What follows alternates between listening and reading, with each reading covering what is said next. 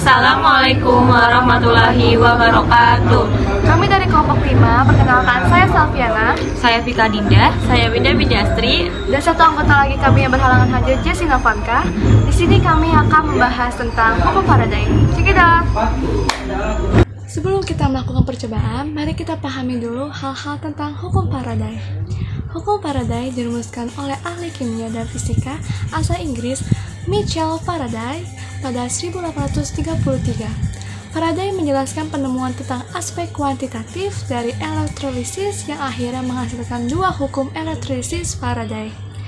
Hukum ini menjelaskan tentang hubungan antara massa zat yang dihasilkan di elektrode dengan muatan listrik yang digunakan. Pada dasarnya, hukum Faraday memprediksi bagaimana suatu medan magnet berinteraksi dengan rangkaian listrik untuk menimbulkan gaya gerak listrik atau fenomena induksi elektromagnetik. Bunyi hukum Faraday. Hukum Faraday menyatakan gaya gerak listrik terinduksi pada rangkaian tertutup sama dengan negatif red. Perubahan fluks magnetik terhadap waktu di dalam rangkaian tertutup adalah lob kawat yang sangat tipis. Hukum Faraday 1. Hukum Faraday 1 itu merupakan massa zat yang dihasilkan pada suatu elektrode selama proses elektrolisis berbanding lurus dengan muatan listrik yang digunakan. Kita sudah mengetahui bahwa massa zat atau W yang dihasilkan pada elektrode berbanding lurus dengan jumlah mol elektron. Sementara jumlah mol elektron berbanding lurus dengan muatan listrik Q dalam elektron. Jadi dapat disimpulkan. Rumus hukum Faraday 1 dinyatakan dengan W sama dengan E kali I kali T dibagi F. Keterangannya adalah W adalah massa zat yang dihasilkan, E adalah massa ekuivalen, I adalah kuat arus, T adalah waktu, dan F adalah tetapan Faraday yaitu 96.500 kolom. Hukum Faraday 2. Hukum ini berlaku di dua sel elektrolisis yang memiliki zat berbeda. Jumlah zat produk elektrolisis yang berbeda, maka akan berbanding lurus dengan massa ekuivalen zat-zat tersebut.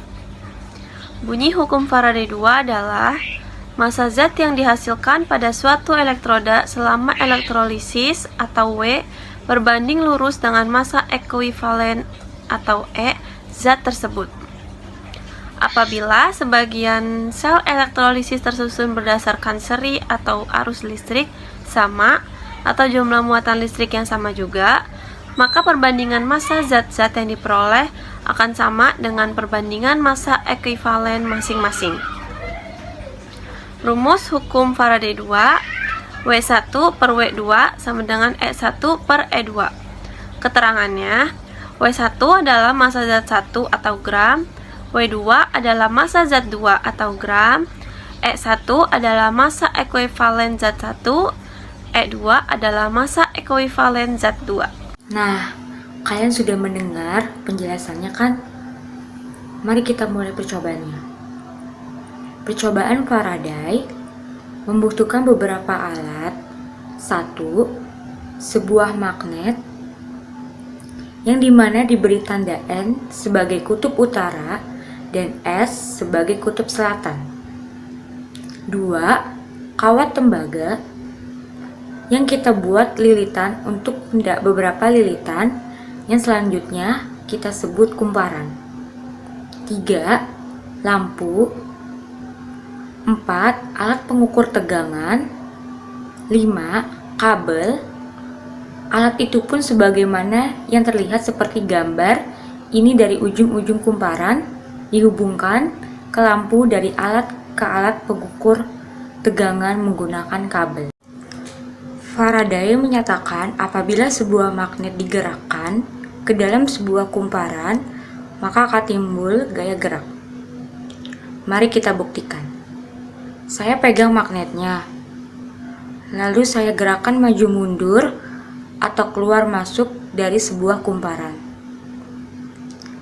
Ternyata lampu menyala. Lampu menyala ini diakibatkan karena ada arus listrik yang mengalir kepadanya. Demikian juga alat pengukur tegangan menunjukkan jarumnya bergerak ke kanan, ke kiri sesuai dengan gerakan magnetnya. Apa yang terjadi sesungguhnya di dalam kumparan ini? Faraday menyatakan bahwa ketika magnet ini digerakkan di dalam kumparan, maka akan terjadi perubahan dari segaris magnet. Bagaimana cara memperlihatkan garis-garis magnet? Kita akan klik tombol ini. Nah, ketika kita sudah aktifkan tombol garis-garis magnet, maka akan tampak garis magnet ini dari kutub utara menuju kutub selatan. Baik ada yang di bagian atas maupun bagian bawah. Nah, ketika magnet didorong masuk dan ditarik mundur, maka segaris magnet yang ada di dalam kumpulan ini jumlahnya berubah. Itulah yang kita sebut perubahan garis-garis medan magnet. Nah, perubahan garis-garis medan magnet ini mengakibatkan gaya gerak listrik. Nah, bagaimana kalau magnetnya diam dalam kumparan? Jawabannya, ternyata lampu tidak menyala. Alat ukur tegangan jarumnya tidak bergerak. Ini karena jumlah garis-garis magnet yang ada di dalam kumparan jumlahnya tetap. Syarat terjadinya gaya gerak listrik adalah perubahan jumlah garis-garis magnet, yaitu ketika kita tarik dan ketika kita dorong.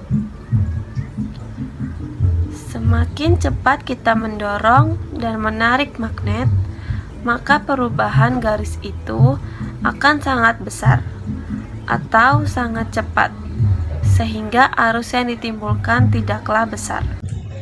Nah, bagaimana jika magnet ini kita gerakkan tetapi bukan di dalam kumparan? Misalnya magnetnya kita gerakkan naik turun. Efeknya tidak terlalu tampak pada sebuah lampu. Hal ini karena jumlah garis-garis magnet di dalam kumparan tidak signifikan. Apakah kutub selatan atau kutub utara yang ada di depan kumparan akan mempengaruhi jumlah garis-garis magnet? Ini kita bisa tunjukkan dengan menekan tombol ini. Ketika tombol ini kita tekan, maka tutupnya akan bertukar. Sekarang kutub utara ada di depan. Nah, ketika ini kita gerakan, ternyata tetap menghasilkan sebuah arus listrik. Ini menunjukkan bahwa tidak ada perubahan dengan membedakan kutub-kutub magnet yang bergerak di depan ke dalam sebuah kumparan. Dari percobaan tersebut, dapat disimpulkan setiap perubahan medan magnet pada kumparan akan menghasilkan gaya gerak listrik. Sekian presentasi dari kelompok kami, kurang lebihnya mohon maaf. Wassalamualaikum warahmatullahi wabarakatuh.